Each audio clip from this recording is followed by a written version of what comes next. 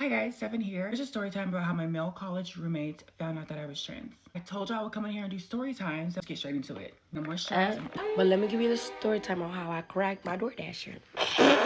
So yeah. Story time on how I lost my baby daddy of 4 years and my best friend of 3 years within 24 hours. By the way, this literally happened 3 days ago. But Okay, so today I'm gonna be doing part one of how I got my ass punched up on my sleep trying to lay up with a boy. Before I start this story,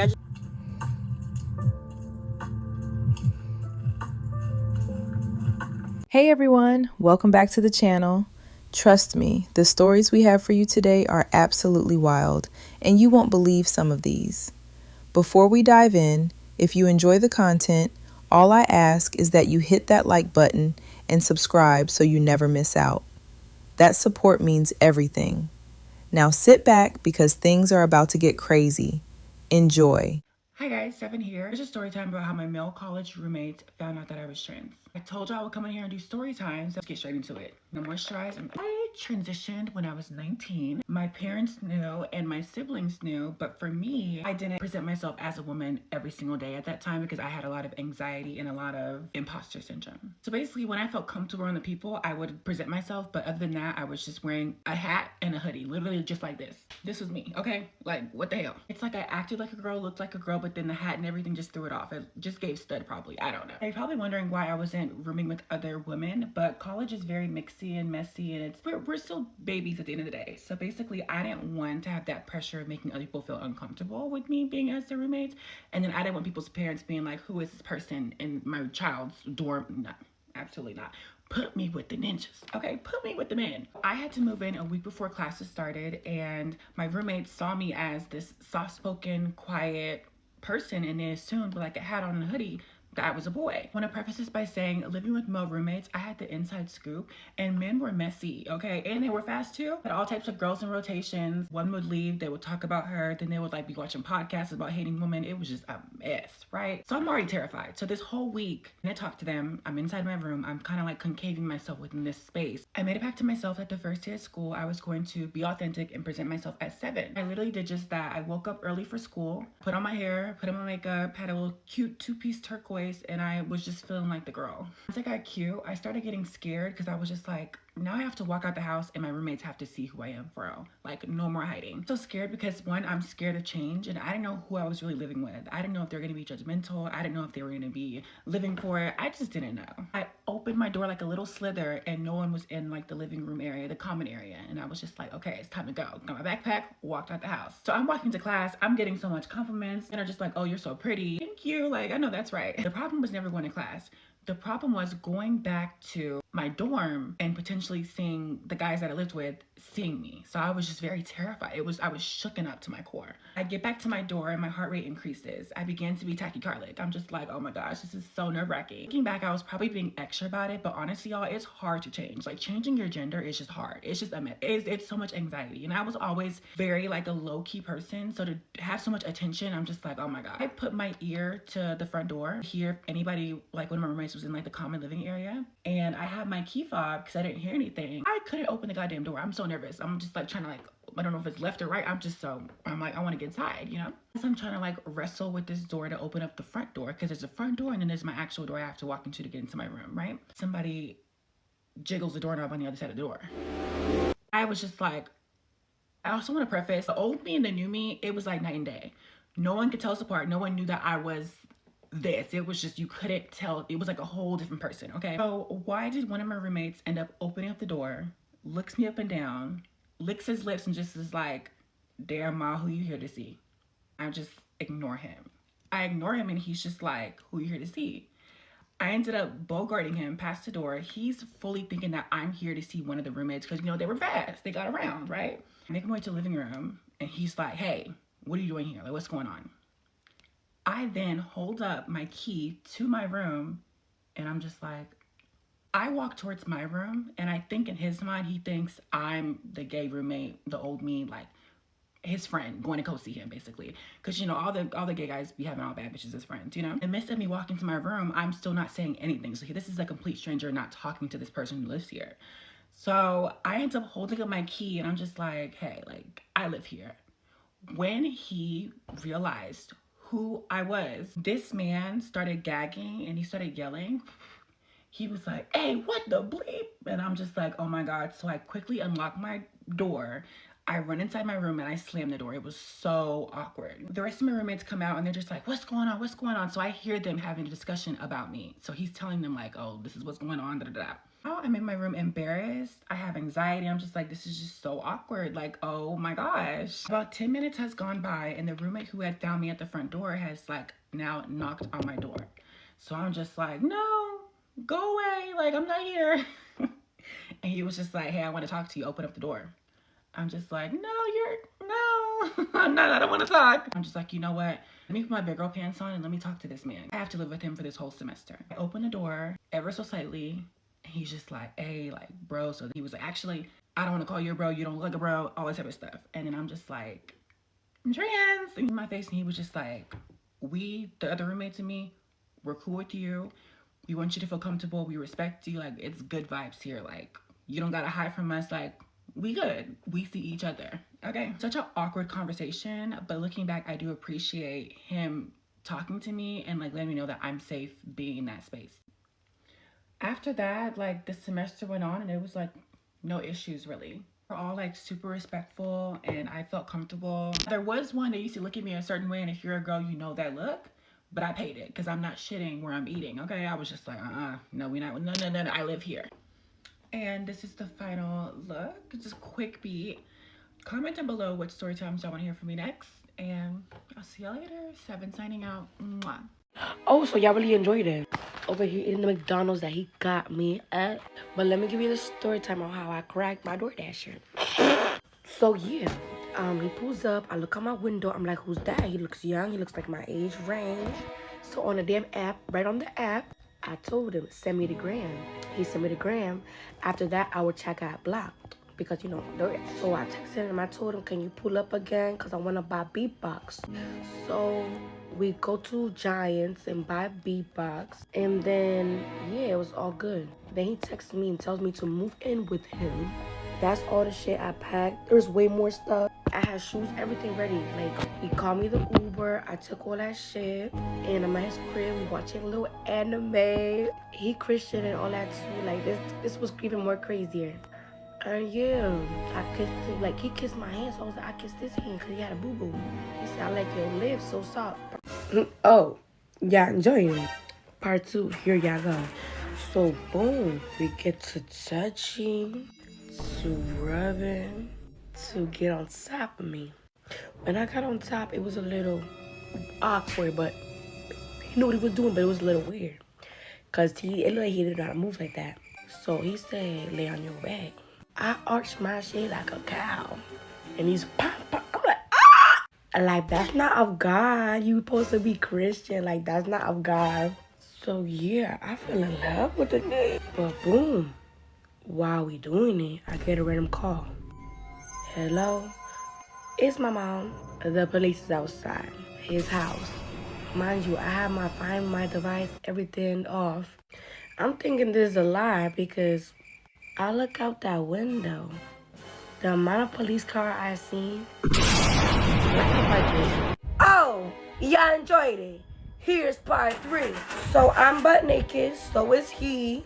Then I forgot to mention we was staying with his crackhead ass uncle.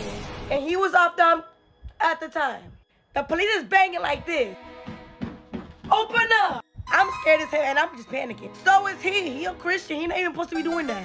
The crackhead uncle that was off it rushes downstairs screaming, who the my door? When I hear the door open, I hear the police say, we have a search warrant. We're looking for a minor. Sorry, did I forget to mention I'm 17, turning 18 in 2 months, and he was 19 years old. Police are flooded all over the house. They're going in the upstairs, the kitchen, the uncle's room, mind you. Did I mention how he had all types of just like that? But that's not the topic, obviously. That's for part 4. They go up, they see me butt naked, they see him butt naked. They wrap a blanket on me as soon as possible. They arrest him. Come back for part 4 because I'm not done. Oh, so y'all enjoyed it. Here's part 4. I clicked my DoorDasher and moved in with him in less than 24 hours. And for y'all, I have another surprise. Y'all was asking for a little longer video, so here y'all go. So boom, they arrested him, the most obvious. After they arrested him, though, before my mom arrived, there was another issue on how they found all types of in the uncle's room. This guy had he had all types of stuff, like this went worse than how it's supposed to go. So not only there was full of cop cars, it ended up getting raided by the military force. Because apparently his uncle was somebody that was wanted for years now for being a murderer. And if I'm lying, I'm flying to heaven because I ain't gotta lie. So my mom obviously eventually arrives to the scene. She sees that all of this stuff is going on and she's not believing it herself because I did not even believe in it. This ended up being more than me just cracking my DoorDasher and moving in with him in less than 24 hours. I ended up staying in a house with a drug dealer, a drug lord. I don't even know if he was from the cartel, but it was like that. So not only did they arrest my DoorDasher that I cracked in 24 hours, they arrested his uncle that had nothing to do with us.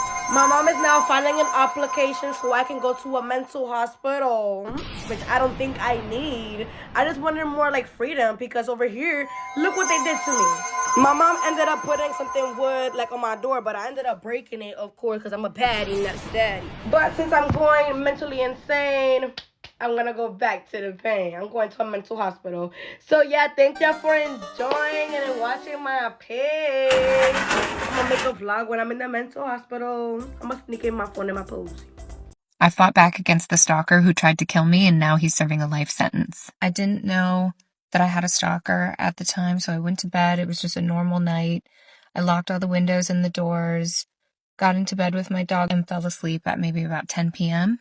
Up, I think, around 2:45 because my dog Cookie was barking. I didn't take it very seriously at all. I got Cookie to stop barking and went right back to sleep. Woke up again at 3 a.m. Because Cookie was barking and I could tell this time that it was something serious. So I got up, I sat up in bed, looked at my phone, and it was 3:04 a.m. And I looked up from my phone at the bedroom doorway, and there was a silhouette of a figure standing in my bedroom doorway. He kind of peeked his head into the doorway, and he was lit from the back, so I couldn't see any features on his face. I saw him kind of peek in and then peek right back out. I immediately started telling myself, this isn't real, you imagined it. Like my heart was beating, my thoughts were racing, I was scared, but I had just gotten into a fight with my boyfriend that night, and my brain just convinced me that this was either nothing, like I had imagined it, or that it was my ex trying to scare me. So I got up out of bed and left my phone. I had a hunting knife in like my underwear drawer that a friend from Wisconsin, which is where I'm from originally, had given to me. I left that and walked out into the hallway, and no one was there. I walked into the living room where I thought my boyfriend would be. He wasn't there. Into the dining room. It was a little darker in there. No one was there. And then into the kitchen. And that's where I saw him. He was standing with his back up against the wall, and he was tall, and I saw right away that he had a knife in his hand. So I started to run. I didn't turn around. I scanned him up and down, and then started to run backwards. I ran backwards through the dining room, through the living room, smashed myself up against the living room windows. He chased after me. He quickly caught up to me. He held the knife to my throat and told me to shut the fuck up or I'm going to kill you. You see, I have a knife. Shut the fuck up. I'm going to kill you. And I did. I shut up. And from there, he started asking me questions. He asked me first, do you have a boyfriend? And like I said, I had just gotten into a fight with my then ex-boyfriend. This is also part of the story. And I lied and said that I had a boyfriend who would be back any minute, like we all would. And he did not seem very fazed by that, which made me nervous. and scared. And then he said, "Where's the fucking money?" And I took him into guest bedroom where I had $31 in a nightstand and passed it back to him. He was holding me with like his bicep and held the knife right here, and then held me with his left hand by like I had like a messy bun in my hair. After I handed him the money, my heart sank because he said, "Now what else do you have for me?" And then I knew why he was really there. So after he said, "What else do you have for me?" He took me into my bedroom, but he told me to stand up against the wall. And he, started feeling me up. I started to cry. I was begging, saying, I just kept saying over and over, "You don't have to do this. Please don't do this. I'm a nice person. You don't have to do this." And all I felt still at this point was terror, fear. Who is this man? What does he want? I'd never seen him before. And, am I gonna survive this? So then, fuck. It, actually left a little mark on my face. Dang it. So then he told me to go lay on my bed. After I laid on the bed, damn it.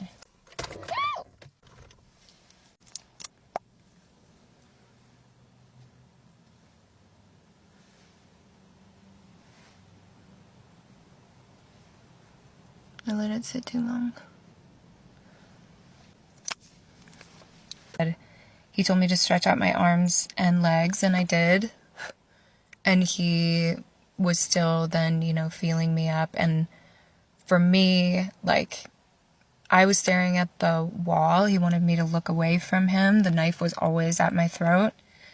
But I was looking at the wall, and I started to see, my life flash before my eyes. But it wasn't my past. It was my future. My brain was sending me these images of me having a daughter. I don't have any children. Dancing at her wedding.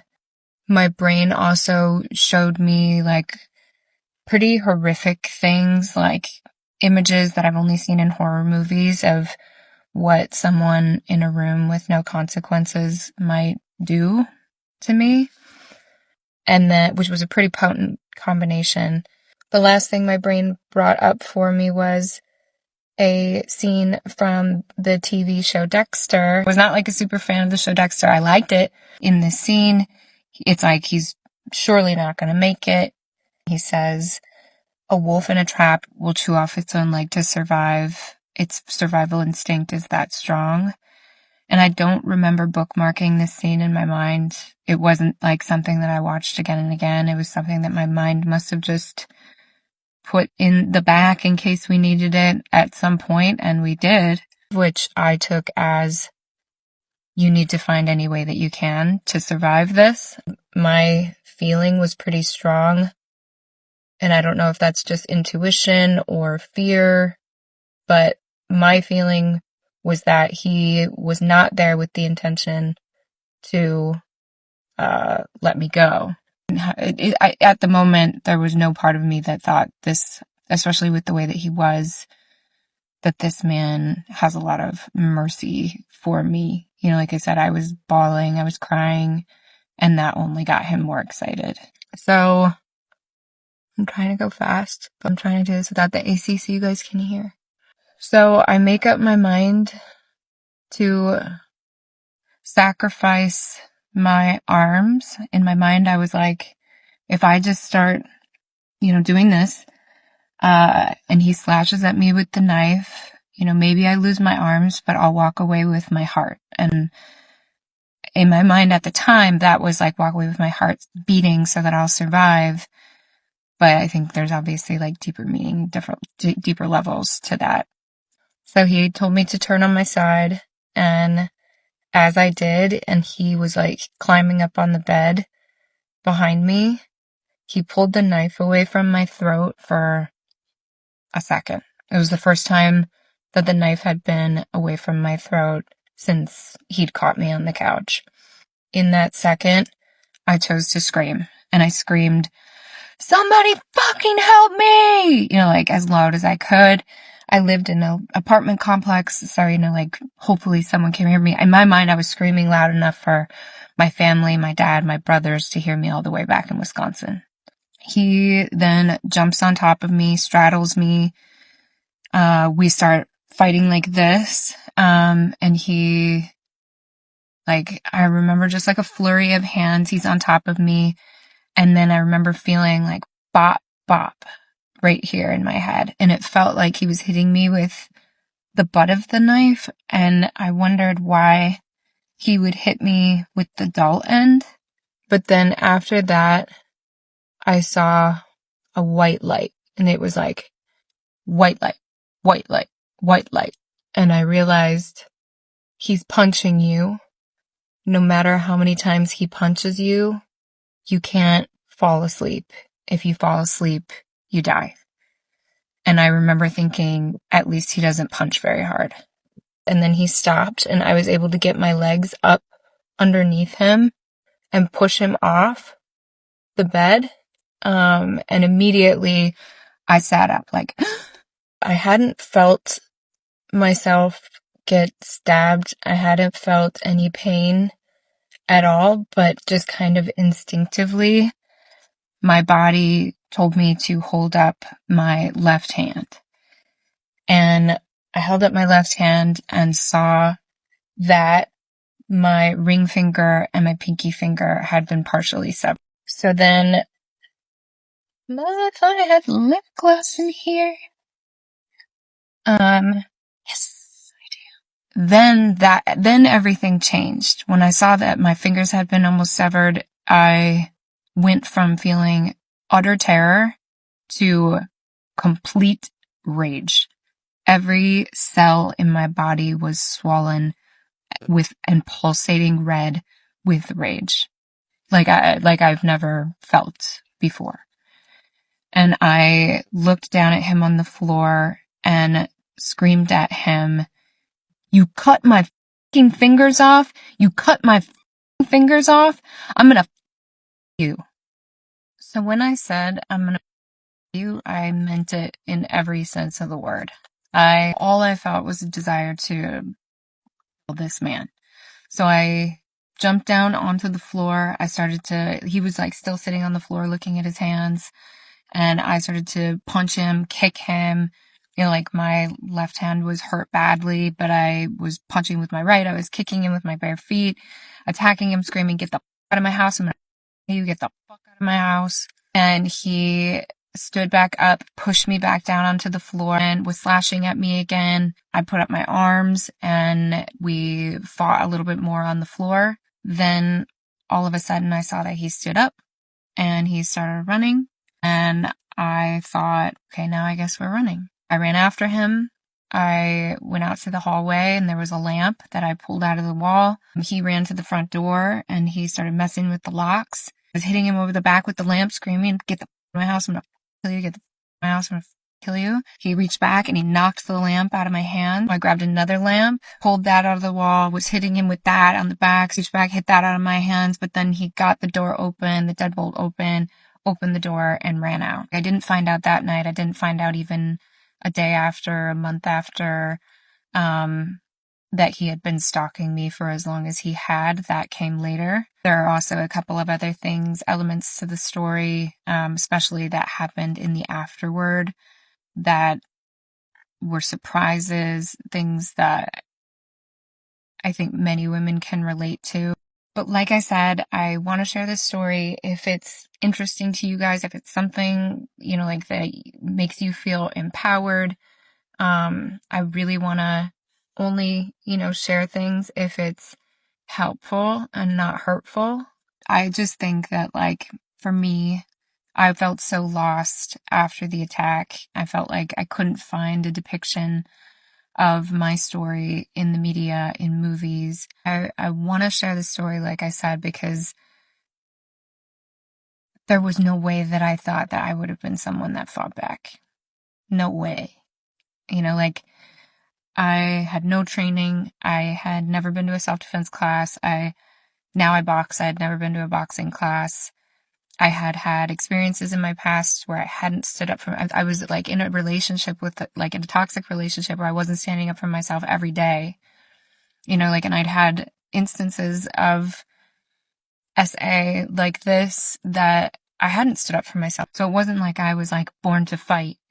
It required me to find strength that I didn't know I had. Like, pull this fighter out of me that I didn't know that I would ever need or that I could even ever find.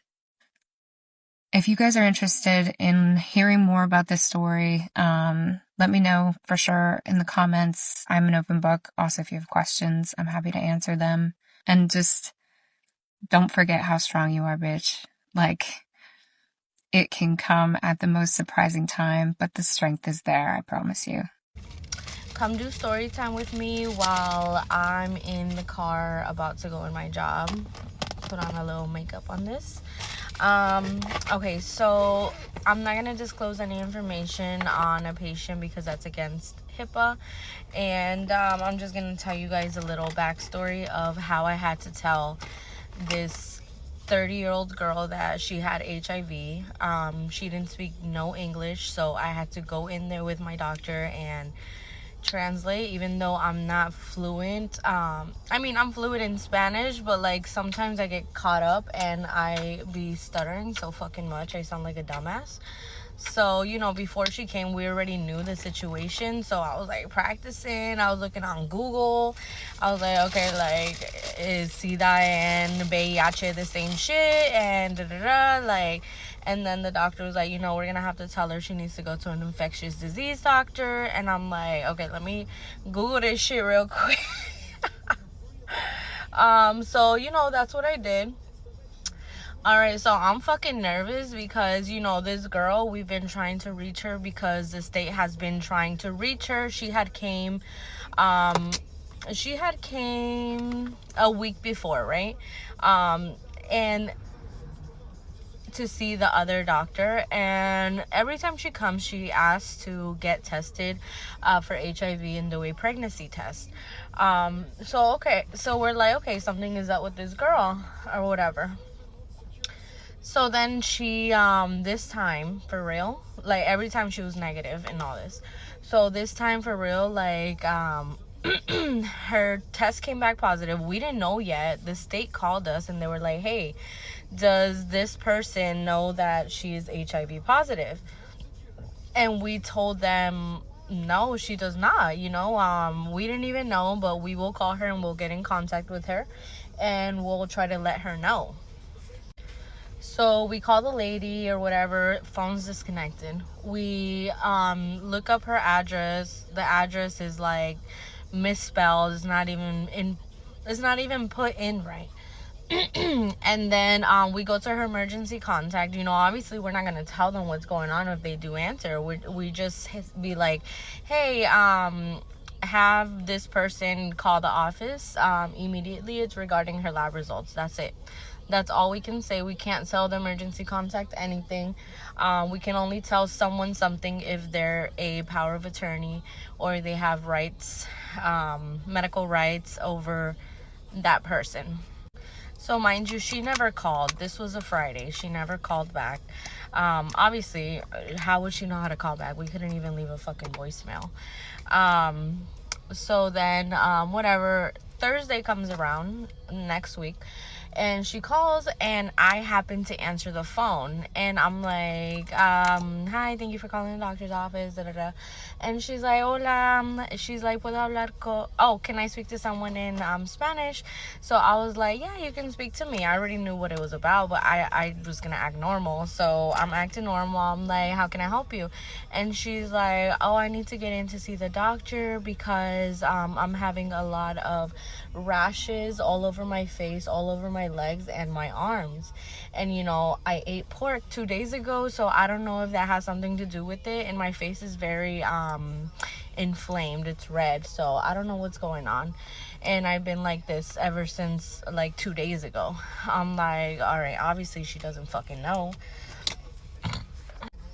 And then I'm like, okay, I jot her number down. I'm like, come in immediately. The doctor, you know, he said he wants to see you. And she's like, okay, I'll be there in an hour. And then, so whatever, I'm anxiously waiting, and my stomach is fucking turning, tossing, like, I'm like fucking nervous. Like right now, my stomach fucking hurts. I feel like I need to take a shit just thinking about it. So long story short, she comes in, and you know, I call her back. I take her vitals. I take her to the room, and I'm like, you know, what's going on, and and she tells me the same shit she basically told me over the phone. And she's like, you know, I ate pork 2 days ago, and that's when I started breaking out, so I don't know if that has something to do with it. I'm like, okay. And she started bleeding on her arm, and I got scared. She's like, oh, I need a band-aid. I'm like, bitch, okay, let me go put on some gloves. And so I brought a band-aid. I put the gloves on her, and then I finished triaging her, and then the doctor was ready to see her. So, you know, I go in the room with the doctor, and she starts telling the doctor the symptoms that she's having. And then the doctor was like, okay, so, you know, last week when you came in, you did some tests. It's not showing that you're pregnant, but we did get 2 positives. And she looked at me, and, you know, I translated all that. She looked at me, and then he was like, the first one, you're positive for HSV. And the second one, you're positive for HIV. So she just covered her mouth, like, in shock, and she just started crying, and she's like, what? And, you know, she just started crying, and the doctor was like, okay, you know, calm down. I know it's a lot for you to take in right now, but this is curable. So right now what you need to do is you need to go get treated. You need to go to an infectious disease doctor. What they're gonna do is they're gonna test you to confirm. They're gonna test you to check which HIV it is, and then they're gonna start the treatment. You're gonna be HIV positive for life, but you're gonna be at 0, whatever that meant. He's like, you're gonna be at 0, but you're gonna have to take medication for the rest of your life. So she's like, I feel like she's kind of, I felt really bad for her. Like, I wanted to cry with her when she was crying, but then at the same time, like, she was kind of like a dumbass, because she was asking questions like, oh, what happens if I don't take it, and this and that. And we were like, it's gonna get worse and you're gonna die. Like, what do you mean if you don't take it? Like, she was asking more questions. She was more embarrassed by the fact of who knew, who was gonna find out, instead of, okay, I need to treat this shit right away.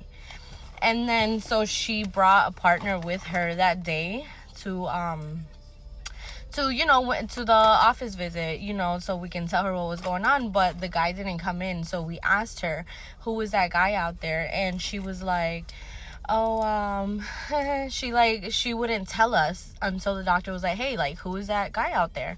And she's like, oh, it's my boyfriend. And so my doctor was like, okay, you know, by law I cannot tell him that you have HIV. You have to tell him. So you know, he can go get tested, and if he has it, he needs to treat it right away. And you know, she wasn't saying nothing.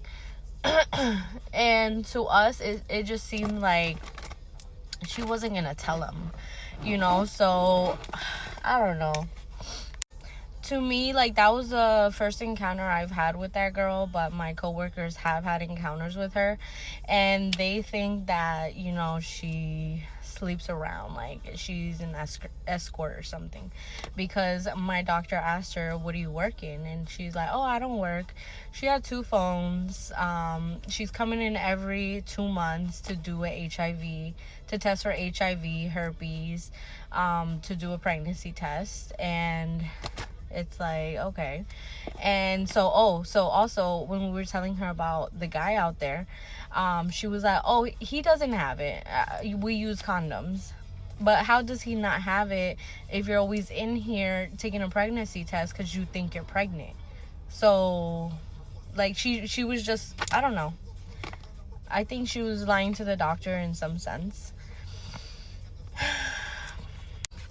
So, whatever, when she left, my office manager contacted the state because the state had been trying to reach her and they couldn't reach her. And the address that she had on file, it wasn't a right address because they went to that address, I guess, to go tell her about it, and nobody ever answered. Her phone was disconnected. So now I don't know what's going on. I'll keep you guys updated to see what happens because she was never found. She hasn't called since. This was last week. And by the way, she has a work permit here to work in the United States, but it's expired. And I don't know what the state's gonna do, honestly. But yeah, that's our story time for the day. Sayonara, suckers. And this is my hairdo for the day. I actually love this for her. I'm glad they gave her comfortability to be her true self. She spent that entire first week basically hiding, heart racing, ear pressed against doors, and when it finally happened, the guy knocked on her door 10 minutes later and was like, "We're cool." All that terror for 10 minutes of awkwardness. That's such a human thing. There's also something really honest about the way she talked about not rooming with women. It wasn't about her own comfort. It was about not wanting to make other people uncomfortable or put parents in an awkward position. She was already managing everyone else's feelings before she even unpacked her bags. That kind of emotional labor often goes completely unseen. The roommate who opened the door is actually kind of an underrated character in this story. He could have made it weird permanently. Instead, he knocked 10 minutes later and basically said, "You don't have to hide here." That's it. That's the whole thing. Just a little bit of humanity goes an incredibly long way for someone who's already terrified. Then, the detail I keep thinking about. She said the old her and the new her were like night and day, completely unrecognizable. That's not just a physical thing. That's someone finally exhaling after holding their breath for years. The turquoise two-piece wasn't just an outfit. It was a whole declaration. She threw in almost casually, knowing when not to act on something. She noticed the looks, acknowledged them, and chose her peace. That's maturity, honestly. "You're safe and we respect you" is so sweet. Like when men actually create a space for all women to just exist without fear. It's like, thank God for doing the bare minimum. I have so many mixed feelings. She's so brave. This isn't how coming out is supposed to be. I'd love to hear about her family. It sounds like they are wonderful people. Now this story about this girl cracking the DoorDash driver is crazy, wild, what? For some McDonald's. She left home chasing a vibe with a stranger and landed in a house being raided by what sounds like federal forces. The thing she ran from, her mom's rules, the wooden door lock, was actually keeping her safer than she realized. The DoorDash guy being 19 with her being young is worth naming plainly. That age gap is small, but legally it matters enormously. And the fact that it ended in his arrest shows that. He may have genuinely liked her, but liking someone doesn't protect either of you from consequences. She kept framing everything as a story for entertainment, while simultaneously mentioning a mental hospital application at the end. Like the whole thing got packaged as content, as clout, as parts 1, 2, 3, 4. And underneath all of it is a teenager who was in genuine danger and clearly has some real pain driving her need for chaos and attention. The mom gets painted as the villain the whole time, but she's literally the one who found her. Through Find My or just mother instincts, she showed up with police to a drug lord's house in the middle of the night. That's not a controlling mom. That's a mom who loves her kid. Did she not telling him beforehand that she was young? I'm confused. How did the money even find them? There's a lot of things missing from this story I don't understand, but it was an interesting story though. What was your thought on this story with this lady stalker video? How can some people even be so evil? You have to have something that bad that you're willing to kill for it. That is wild. The figure in the doorway is literally my worst nightmare, and the rest is absolutely unfathomable. I can't imagine how difficult it is to retell this story, but so glad she's still here today. It breaks my heart that she remembered the exact details, like 3:04 a.m. and $31. This is exactly why I do not sleep with my door open and unlocked, and I cannot fathom people who live alone and sleep with the door open. Like, how? Literal chills when she said the Dexter quote, and how she also, know this rage, it never leaves you after it's been activated. And then there's a certainty, confidence, and strength that resides with you forever. Imprint of survival, resiliency, no one can take. Didn't even mentally bookmark it. Amazing what our brains can do. Your brain literally gave you a hype edit of what your life could be like, a scare edit of what could happen to you, and then a reminder that you have the strength to do it. That's power. Take care. Her brain worked against her in the beginning. She saw a silhouette in her doorway and immediately started telling herself it wasn't real. She just had a fight with her boyfriend, so her mind went looking for the most comforting explanation available. That's not weakness. That's literally how human psychology works under stress. We reach for familiar before we reach for terrifying, which means that gut feeling you get, that second wave of, no, this is actually serious. The way Cookie's second round of barking hit different. Story time on how I lost my baby daddy of 4 years and my best friend of 3 years within 24 hours. By the way, this literally happened 3 days ago. But anyways, my baby daddy, we share a car. It's my car, but I let him use it for work and everything because he doesn't have one. Anyways, he was going out with his coworkers. And this is about like the 4th time he's gone out. Every single time he goes out till like 6 or 7 a.m. Anyways, he stays out like literally that late, doesn't text me the entire time, does not care, and then comes back in the morning and tries to apologize and stuff, but like, what the fuck. Anyway, this time my mom was watching our son for the night because she had him while I was at work and she wanted to keep him for the rest of the night. Cool, you can keep him for the rest of the night. I'll just come pick him up in the morning. So I was like, how about we do something for the night? Because, you know, we don't really get alone time without our son. We can do something together. Because he wanted to go to the bar. I'm 20. I cannot go to a bar. So I was like, why don't we just do something together? And you can hang out with your coworkers another way. No. He wanted to go with his coworkers. Okay, he went with his coworkers. Anyway, I am texting his phone. And I'm not like blowing up his phone. I didn't text him until like 3 a.m. Okay, he went out at midnight. Bars close at 2 in North Carolina. Okay, they have to close by 2. So he's still not responding, still not texting me back. Texting me at 4. I say, if you're not back home by 5 a.m., you're never using my fucking car again. Other than for our son or going to and from work. And then 5:30 comes. He is still not home. So I texted him, I said, if you are not back by 7 a.m., we're done. Point blank, that's it. And he does not have service on his phone. So he can't text me back if he doesn't have service, so I couldn't see his location either. But he was at one of his coworkers' house. He could have connected to their Wi-Fi and texted me back if he really wanted to.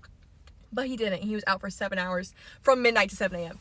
Anyway, next morning, I'm not talking. I'm giving him a silent treatment. I get in the car because we have to both go to work. I get in the passenger seat because I'm the only person that rides in the passenger seat. He drives. I'm passenger princess, whatever. My seat is reclined all the way back. I'm like, I literally fall back in the seat. I was like, what the? Because I'm the only one that sits there, so it shouldn't be reclined back. So I pull it back up, and I'm just thinking, I'm like, okay. And I just had a feeling. I just had an itch, you know? So the next day, I go on his phone, and I'm looking through Instagram messages because he asked his coworkers if we could go to a restaurant instead of a bar so I could come. And I saw the girl he texted to ask Didn't think of any of it then, but then I saw the conversation was deleted. Why would you delete the conversation just because you're asking if I can come with y'all if y'all go to the restaurant instead? So that was weird. So what did I do? Looked up how can you retrieve Instagram deleted messages. And then what did I do? I went onto his Instagram, downloaded all his Instagram data to my phone so I could see deleted messages, current messages, all of it. And then he went to go get food, takeout, which, by the way, he wanted to go to his job to get takeout. I told him I don't like their food, so I'm good. I got something else. But he wanted to go to his job. He said, well, if it's just going to be me getting food there, then I'm just going to sit and dine in. And I'm like, why are you doing that? Just get takeout and come back home. He said, no, it'll be cheaper. I'll just sit and dine in. I was like, okay, that's weird as fuck, but all right. So while he's gone, I'm going through the Instagram messages. And I see this girl was in my fucking car. Not only that, he was texting her, telling her how he felt unhappy in the relationship, how we were rocky and wasn't, I'll admit, we were rocky. I mean, we have a kid and we're new parents. It was a little rocky. But he's telling her all this and telling her how last time they hung out, he wanted to kiss her so bad and he couldn't get to. And so that night, he kissed her. And then let her ride in my car, my all pink interior car. Yeah. And let's not forget, this girl knows about me, okay? Because literally 3 days before this happened, I came into his job because it was Halloween night and came to pick him up with our son in his Halloween costume. They're like, oh my gosh, hey. And this girl had the audacity to come up to me and be like, oh my gosh, you're so pretty, girl. Like, your body's snatched. Oh my gosh, you're gorgeous. Wow, you've been messing with my man for 2 weeks. Cool. Well, not my man anymore. You can have him, Sid. You can have him, Sid the Sloth. I really don't care.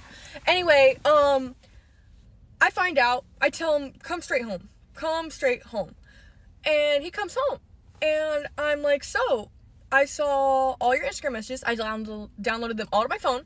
Saw all deleted ones, new ones, anything that's on there. I saw it all. I said, do you have anything to say? He just got quiet. Just sat there quiet. Yeah, anyways. So after he sat there quiet and I told him, speak up, say something, because I'm about to kick you out the house. He was like, I was like, bruh, come on. So I asked him how long it's been happening. He said 2 weeks. And I told him, you don't need to lie to me, because I've already read all the messages, so just be honest at this point. He told me he only kissed her once, and it was just a kiss. I don't fucking believe that shit. Why was my seat all the way back and reclined if it was just a kiss? Cool. I'm not gonna believe that. I really don't care.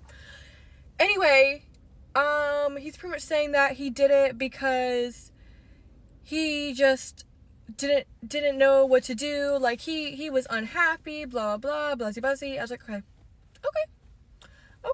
cool. So what I do, I call his sister. I say, hey, your brother just cheated on me. Come pick him up. He's out of my house. And I went to go pack up his shit. And I said, hey, do you want to help me pack up your stuff so you can go? And he didn't say nothing. Not a word. He just sat there in silence on the couch. So I took it upon myself to pack up everything for him. And put it all on the couch next to him, waiting for his sister to get there. And don't get me wrong, I was crying this entire time. I was definitely crying and bawling my eyes, which we will get to that part next. And so his sister comes, picks him up. I asked my best friend to come over because I just got cheated on with a dude I've been for 4 years and have a kid with. So, I need some comforting. So she comes over, her boyfriend, cool, I'm friends with him too, whatever. She comes over and I think she's comforting me. I think she is, at least. And I'm crying, but then I stop crying because I've been crying for the past 2 hours. I'm out of tears. And it's gotten to a point where I'm almost feeling manic and I'm calm.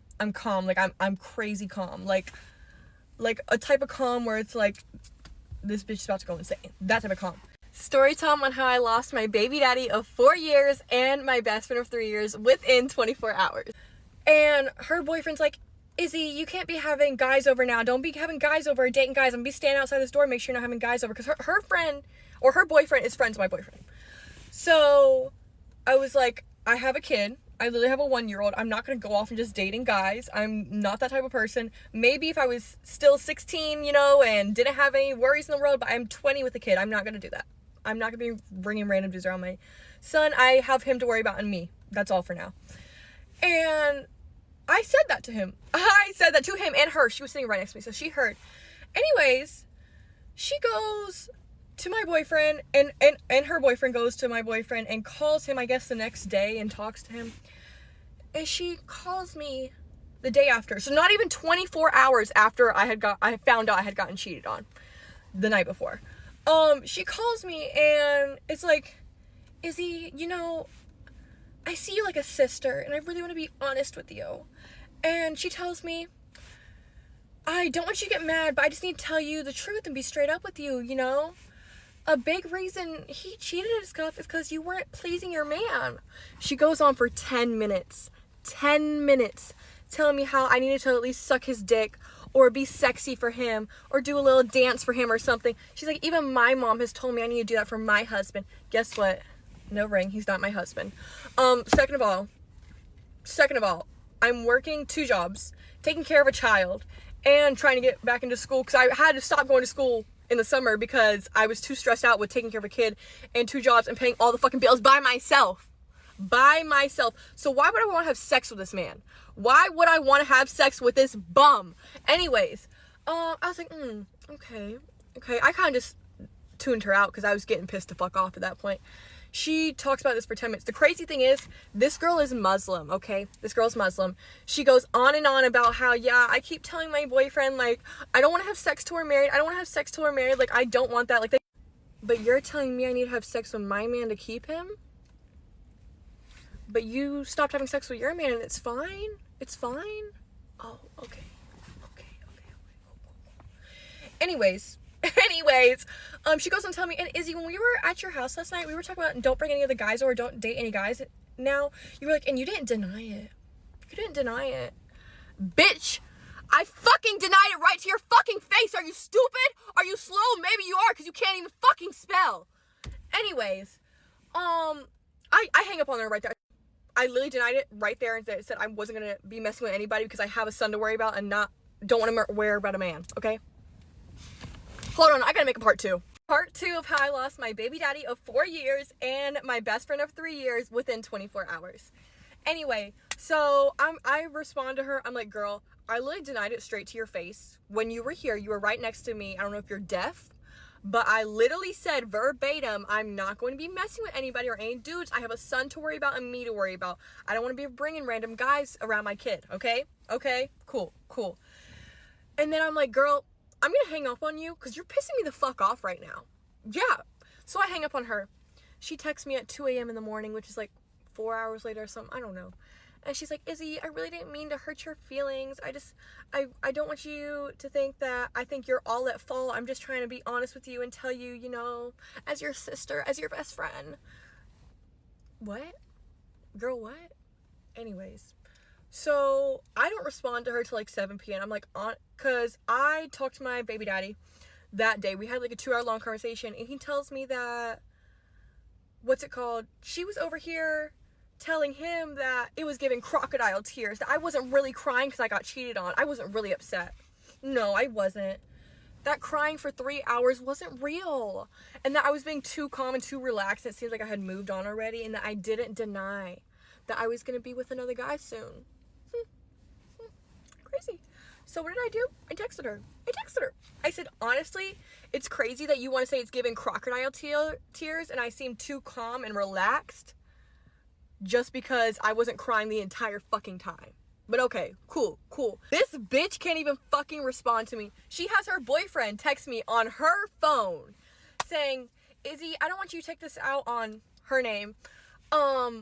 It's really me and Michael. You know, we're the ones that were talking. I just asked her for her opinion and to bring it in and everything. And I replied, honestly, I don't want anything to do with all 3 of you anymore. All 3 of y'all could go to fucking hell. And he writes me this whole long paragraph like, okay, Izzy, if that's how you want to be, blah, blah, like, wish you the best. May God bless you. Bitch, shut the fuck up. And you know what? This is still her boyfriend texting me. She never fucking texted me back, okay? And she shows up at my house 2 hours later, unannounced. You couldn't text me back on your own phone. Really text me at all. Or tell me you were coming to, but you just show up at my house and knock on the door. Hey, it's me. what? Why are you here? So my mom is at my house, so she goes to the door to unlock it. I'm like, hold on, ask who it is. And that's when she says that it's her. And I'm like, no, do not unlock the door. Don't unlock that door. Keep it locked. Come back in, Mom. Don't unlock that door. And literally, I guess she hears me say it. She calls my mom, because she has my mom's number as my mom's sitting right there. And she's like, yeah, I really just wanted to come talk to Izzy because I'm really sad about our situation. And, you know, I wasn't trying to hurt anybody. And I love you. And I love Apollo, which is my son. And blah, blah, blah. And just know that I'm not going to forget what she said about don't come open the door. Don't let her in. Yeah, I hope you don't, bitch. I really hope you don't. Because I don't fucking like you.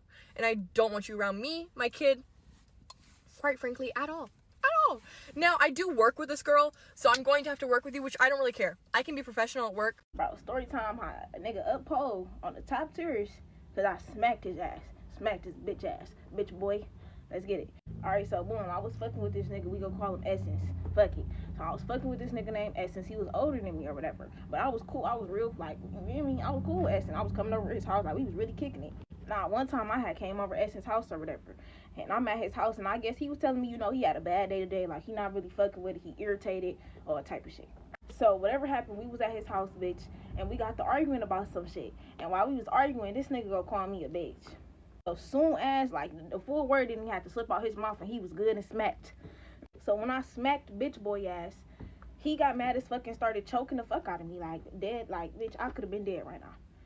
So as he choking me, he hoeing me though. Like, how you choking me and hoeing me? He talking, I'll call you all type of bitches. Bitch, bitch, bitch. Let go of my neck, bro. So as he hoeing the fuck out of me with that shit, I'm like, alright, so I really can't do nothing. I know he's stronger than me. Like, I know I'm hoe at this point. So as he choking me, all I can do is accept the choke. But when that choke was over though, y'all know I gave it to him. Fuck wrong with you, nigga. Slapped his bitch ass again. Cause stop playing with me, nigga. So after he seen, like, I slapped him again, that shit made him madder, bitch. He got mad as fuck. He got up out his motherfucking bed, went under his bed and pulled out this 19th century shotgun, Fortnite shotgun, bitch. Okay. So he pulled that bitch out. He holding, he like, bro, go get your brothers. Call your brothers. Call your brothers, though. So I started laughing because it was the gun for me. Like, nigga, you got this 19th century, like, he got that long shotgun, bitch, like that 19th century, bitch, y'all. So I'm laughing at this bitch boy, because you a bitch boy. So that's why I like, you're a joke. You're literally a joke.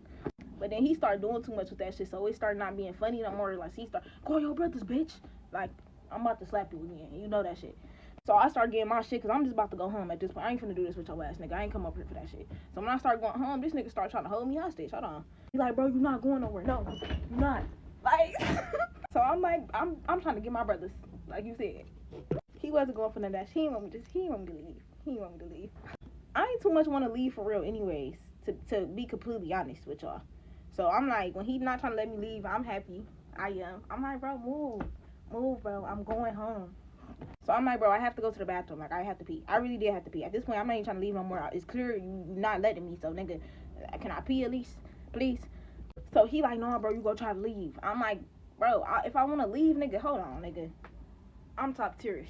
So if I want to leave this bitch will be good and left. What you think you doing, bro? So I'm like, he like, no, you go try to leave. I'm like, bro, you can keep my phone up here. So he kept my phone up there. I go to the bathroom or whatever.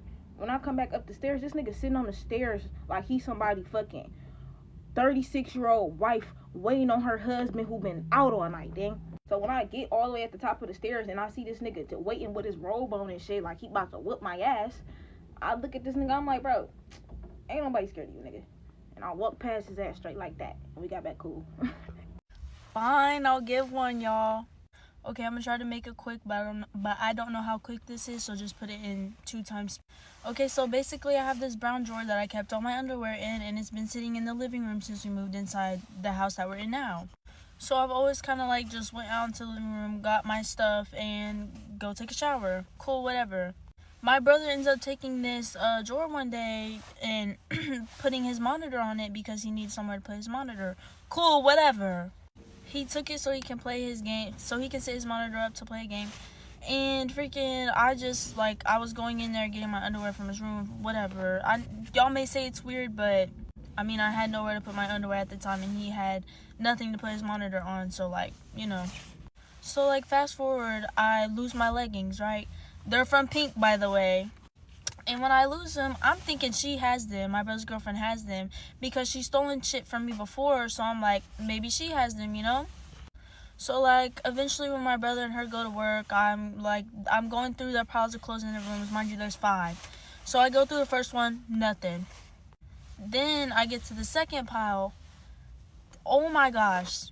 I'm looking through that pile, right? I see a pair of cheetah print, and mind you, nobody wears cheetah print anything inside that house besides me. I'm the only one who really owns a lot of cheetah print shit. I'm a cheetah print girly, and that's just, it's been like that. So, like, I'm like, those look like my underwear, so I kind of, like, pick them up like this, right? Surely enough, they fucking were. And so I call my mom. I'm like, Mom, this girl has my fucking underwear. Like, what the fuck? You know? So, like, I'm flipping out. Like, I'm, like, kind of, like, devastated because it's, like, disgusting. Mind you, she's almost 20 years old and I'm only 17 years old. So my mom's like, okay, just forget about it. Like, I'll get it when I get home. Okay, cool, whatever. So I'm at work and I get off at 9 o'clock. This is when this girl sees my TikTok. I don't know who sent it to her. I don't know anything because, one, I have her blocked and I have my brother blocked. So if you sent that video to her, you're a fucking snitch, bitch. So she ends up texting my brother, and sends a video to my brother. And then my brother gets on my ass about it. And I'm like, are we so fucking serious? Are we serious? I'll put a screenshot right here.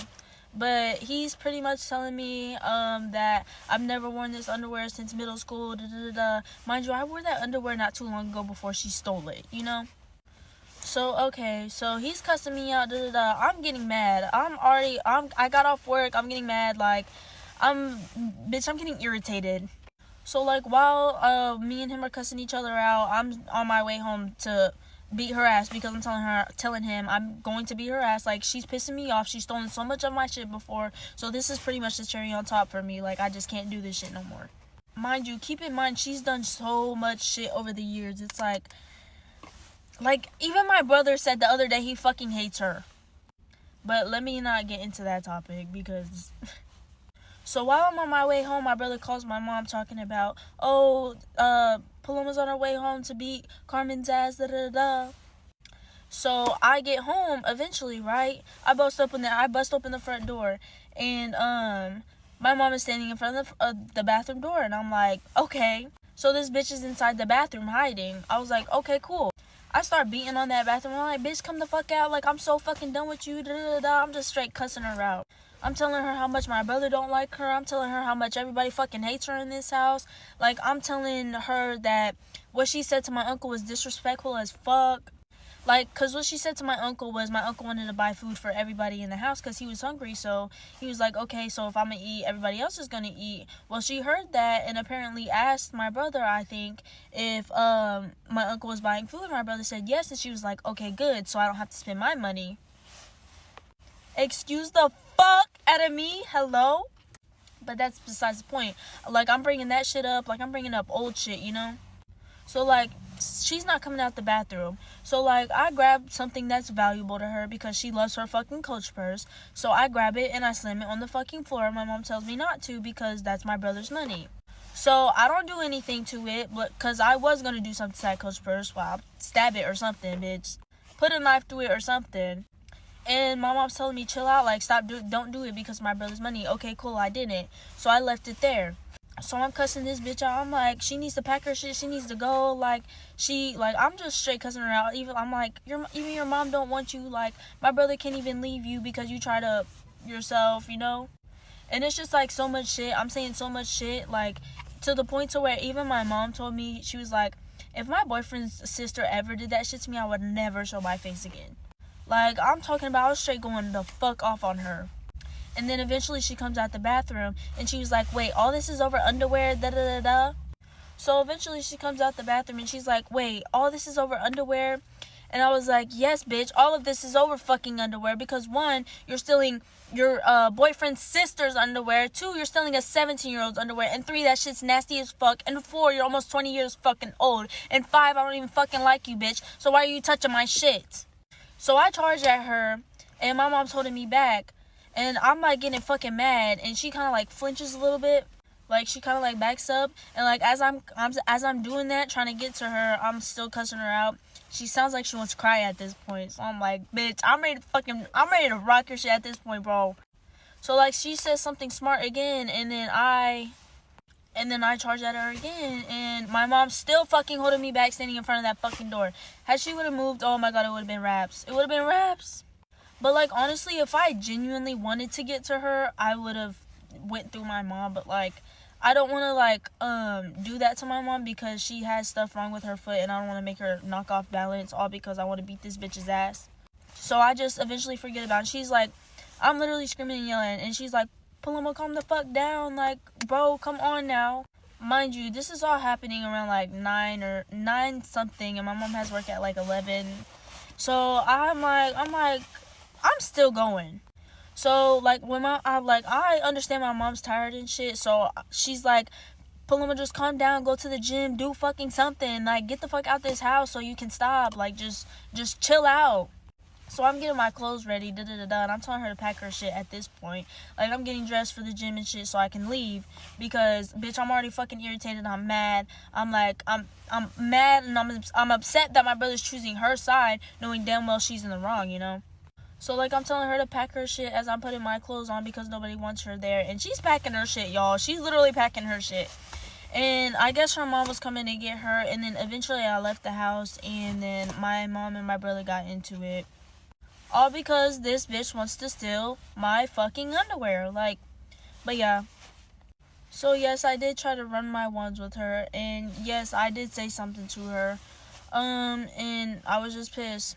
I was pissed the fuck off, y'all. Like, y'all don't understand. And then my brother starts texting me talking about how miserable I am in life, when I have a lot more going for myself than he does. But that's a topic we're not gonna get into. He was just saying that shit because he was mad at me, but I don't give a fuck. Like, but yeah, that's pretty much it. Like, all I know is next time she better not fuck. Oh my fuck. Next time it'll probably be 10 times worse. I can't even lie. Like, she don't even stay at the house no more by herself without my brother. Mind y'all, me and her work together too, so I'm trying to keep it professional, you know. But this is her first job as a 19-year-old, almost being 20, you know. And she only got this job because of my brother. So, y'all, I don't know what the fuck.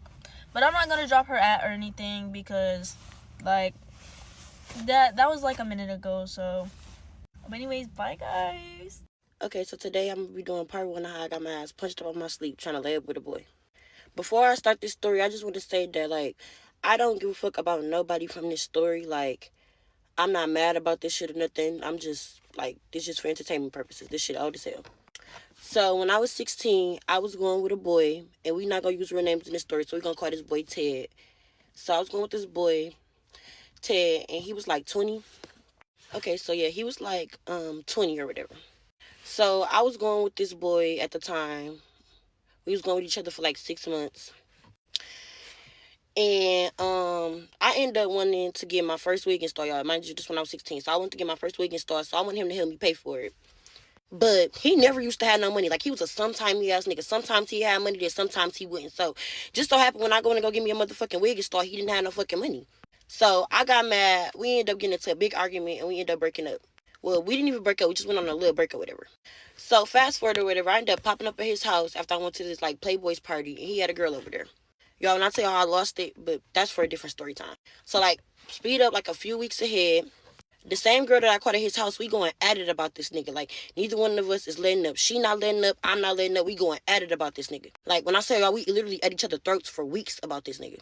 So, one day, we was on the phone, me and him. We trolling each other bad as hell. So, I'm like, I'm finna come over there and beat your ass. So he like, no, you're not.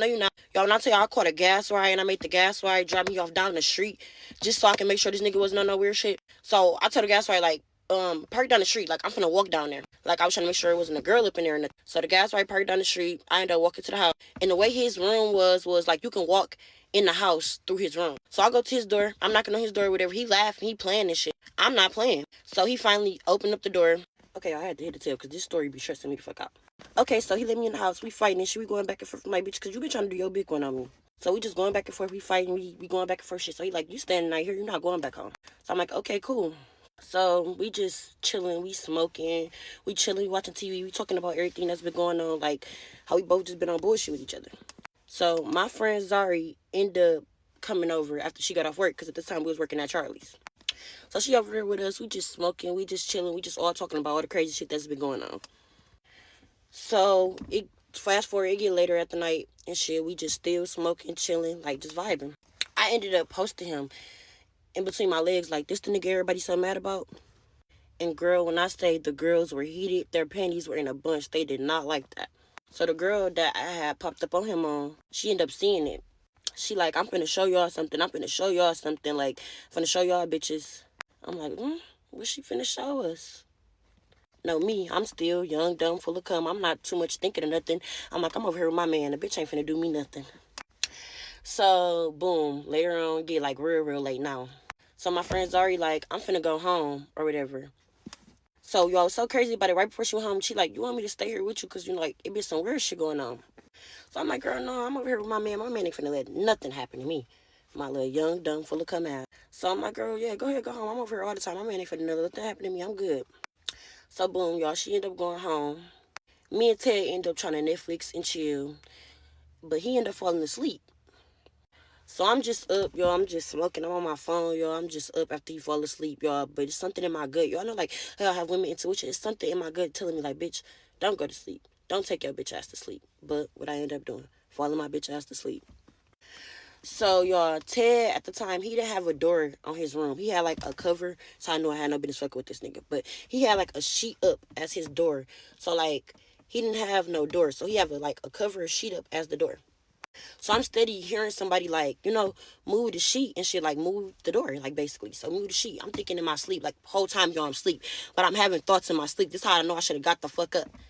So, I'm in my sleep. I'm like, damn, like, who keep coming by the motherfucking doorway? I'm like, it's probably his mama, his brother, or somebody. You know, somebody else just, like, trying to see who up in here. I'm not thinking too much of it still. But, y'all, I kid y'all not, on my son, I kept hearing the fucking sheet. So, boom, stop hearing the sheet after a while. I feel the cover coming up off my face. I'm thinking, y'all, it's just him probably trying to get up out the bed, go to the bathroom, go do something, y'all.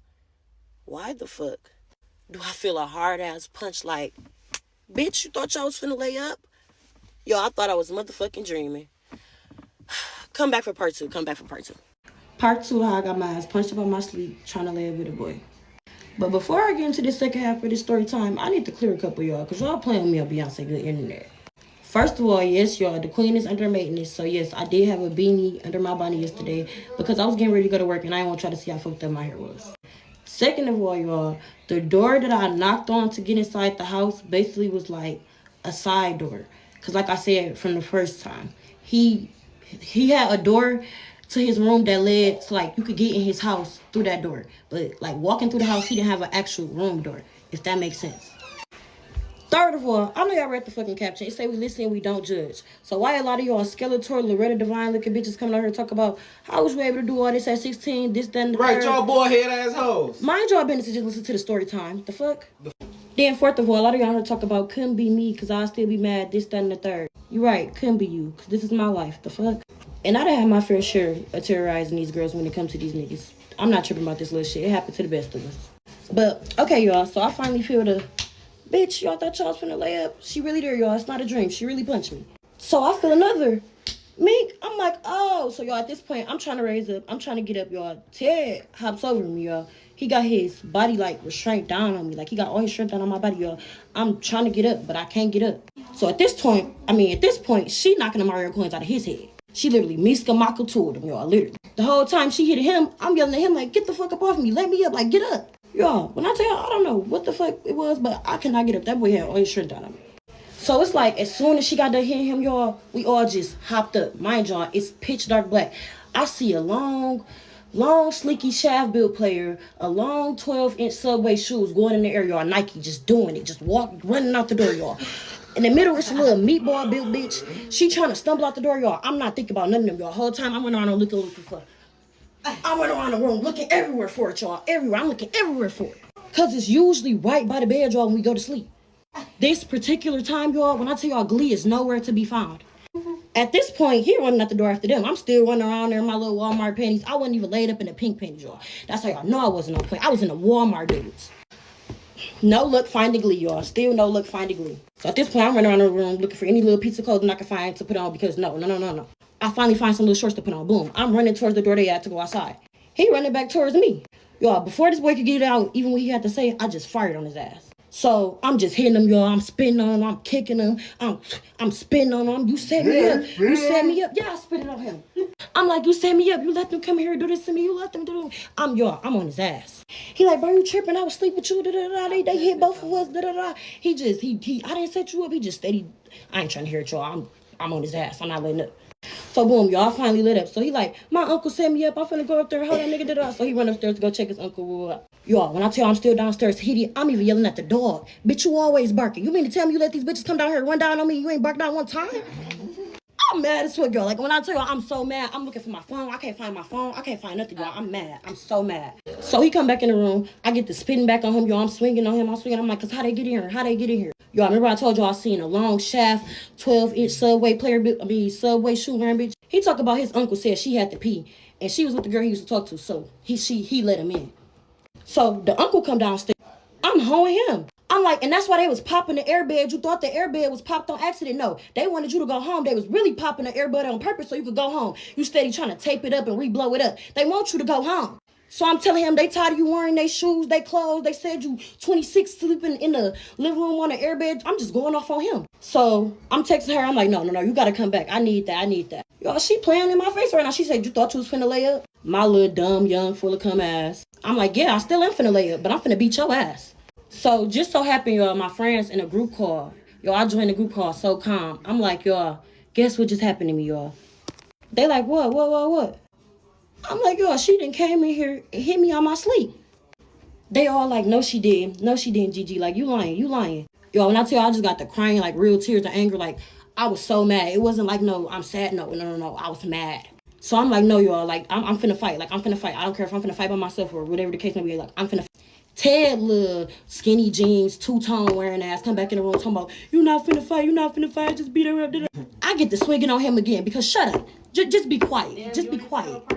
So I'm calling her, y'all. I'm FaceTiming her. I'm doing everything. I'm like, come back. She like, I'm around the way. I can still come back. So my friend Piggy, she like, you're not finna go out there and fight them by yourself. Like, I'm finna pull up. Like, what's going on? So I'm like, okay, pull up. Like, whether it go, we finna fight again. So I'm still talking stuff to Ted Uncle at this point, y'all, because why did you let them up in here? Like, who told you that was okay? I'm telling him that's why you smell like mildew. You dang near pushing 30. Nobody want you around. Like, you old bastard. Like, how could you do something like that to a young queen? So, y'all, I'm pacing. I'm still mad. I'm yelling at Ted. I'm still mad. Finally, my friend come, y'all. She come, I'm steady calling the girl. I'm like, where you at? She like, I'm not finna come fight you if the boy finna come with you. I'm like, no, I'm finna leave him at home. This finna be some me and you stuff. Like, no, you done came in here and disrespected me in front of my man, girl. I'm all in here in my Walmart panties. This is not what we finna do. Like, you done came, you could at least woke a bitch up. You done seen me slob. I sleep ugly. Like, you in here while I'm sleeping? I'm sleep. Like, y'all, I cannot believe it. Like, I could not fathom that. Like, I could not believe it. So, y'all, we get in the car. She like, where we finna fight at? I'm like, we can take it down the street right from his house. So, y'all, we get there. We get in the car. Y'all. And y'all never gonna believe what happened. Come back for part 3 for this shit. Part 3, y'all, I got my ass punched up on my sleep trying to lay with a boy. But before I get into this last part of the story time, I don't really need to clear my set with a couple of y'all because y'all still on Beyonce's here to play with me. You, Miss Mamas, you is the only person that commented that got pictures on their page that I could see that said, where was your parent? So let me tell you something. I don't need nobody with no 2 scoops of hair, looking like knockoff Bad Dolly, worried about where my mother was. Where was your mother when you decided to cut off your hair and have 2 scoops of hair? Where was your mother? Okay, I said we listen and we don't judge. So why are you judging? I don't know. I understand this is TikTok and everybody's entitled to have their opinions, but don't get mad at what I have to say back because I'm not going to hold my tongue. And second of all, this all happened when I was 16. I'm 20 now. I'm pretty sure y'all was once young before and y'all done did some stuff that y'all parents don't know about. And if y'all didn't, oh well, Ezel, bitch. Once again, this is my life, not yours. And then y'all talking about some 16 and 20. Y'all know y'all mama played Pretty Ricky in y'all house. Stop playing with me.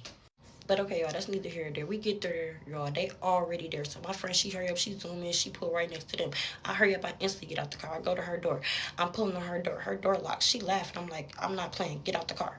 So she get out the car. Subway shoes get out the car. And Meatball get out the car. And it's me, my friend Piggy, and my other friend. So boom, we just get the instantly. We just fighting, y'all. We just fighting. We just instantly get the fight. My friends cheering me on. Her friends cheering me on. We just fighting, y'all. We literally, we just throwing them. Like, we just in each other shit. I ain't gonna lie. So I end up tripping and falling on the ground. So my friend ended up jumping in and putting me on top of her. So at this point, I'm on top of her. So she telling her friends, like, get her up off me. Like, y'all just letting her jump me. Mind y'all, Subway shoes. This bitch is 6'2", long and sleepy, built like a 14-year-old boy who just started puberty. If she wanted to, she could have reached her arm out and took both my two little friends by their neck and wrangled them. And Meatball, y'all, I already knew Meatball wasn't on nothing. I ain't gonna lie. Because what's so crazy about this story, y'all, is a couple days before this happened to me and my friends, we pulled up to Meatball house. And y'all, my friend beat Meatball up, y'all. And she say we jumped her, but we only just kicked her a little bit. And my friend hit her upside her noggin with something. So, yeah, I knew Meatball wasn't on nothing.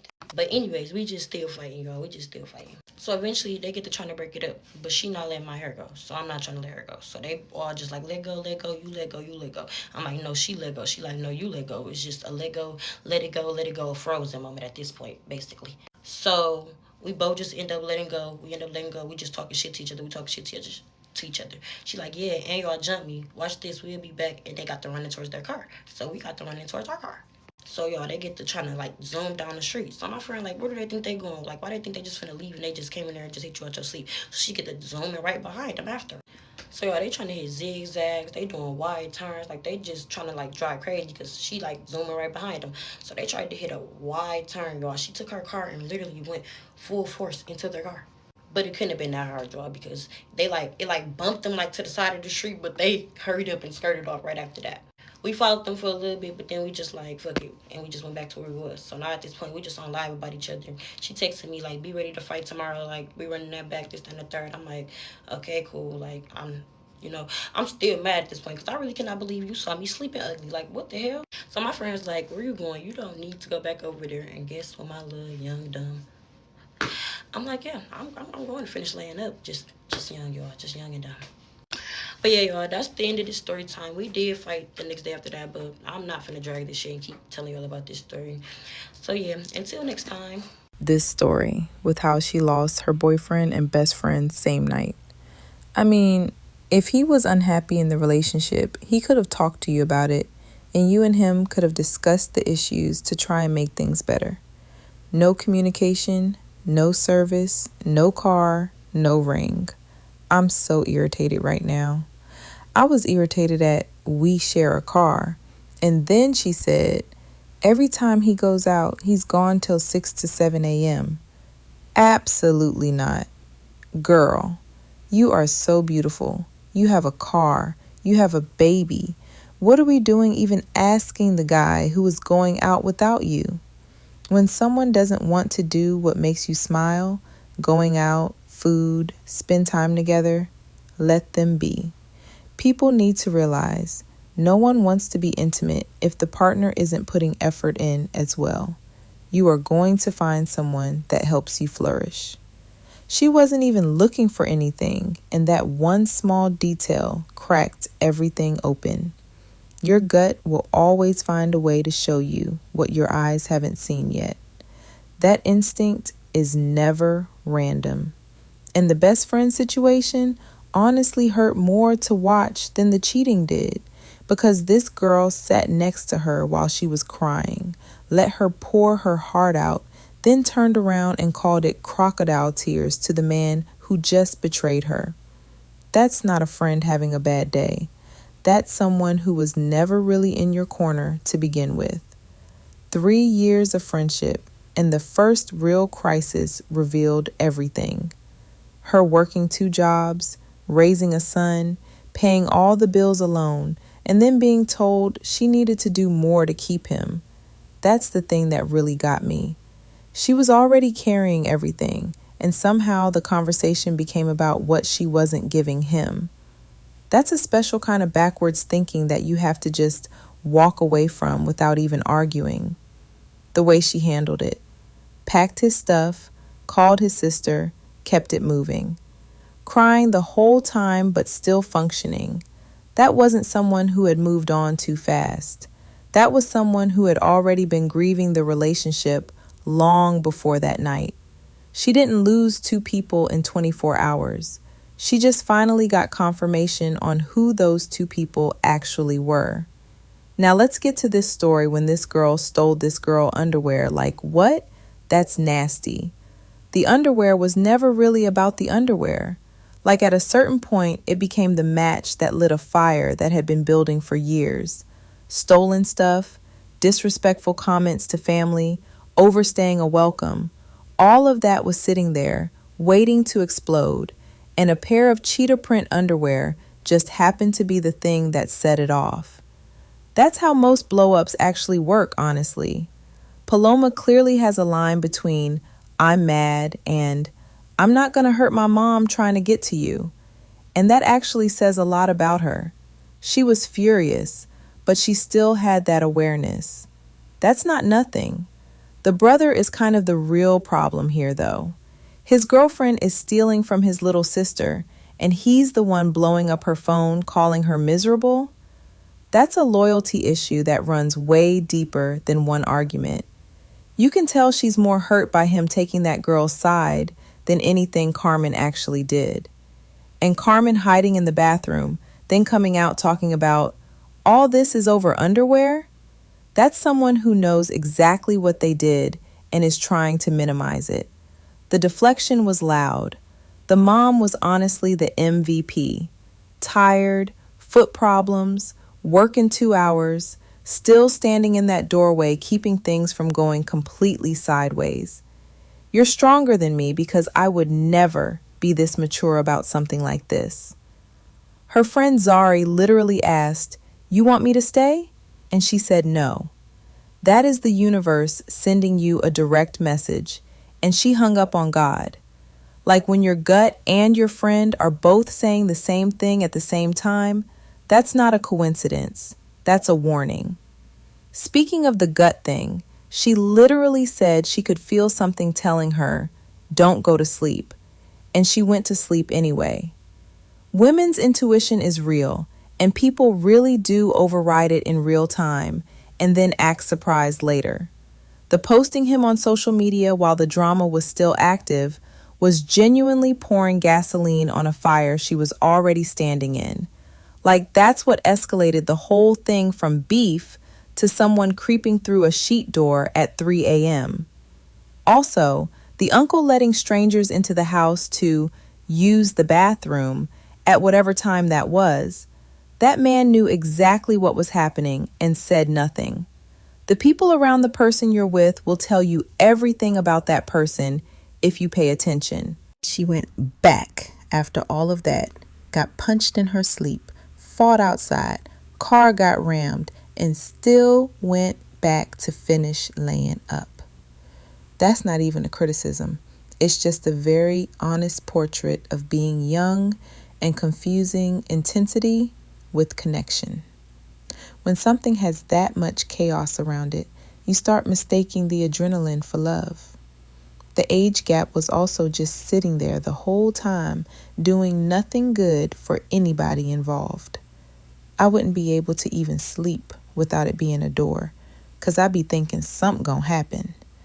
Girl, how in the world did you have time to do all this at a young age? Where was the adults? So let's get this straight. Ted sometimes had money. The room didn't have no door, and Ted fell asleep first. How did old girl get in? Yup, Ted ain't slick. I would have called the police, and now we both don't have him, and he have to register every year.